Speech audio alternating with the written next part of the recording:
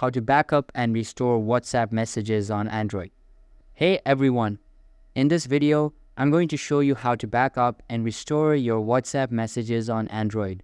So make sure to watch till the end and let's get started. First, open WhatsApp on your phone.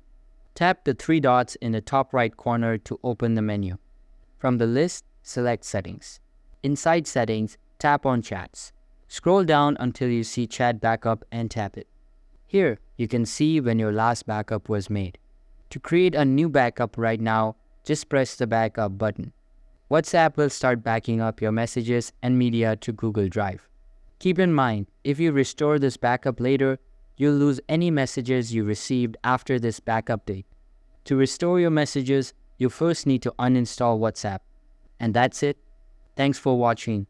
If this helped you, don't forget to subscribe and like the video for more easy tutorials.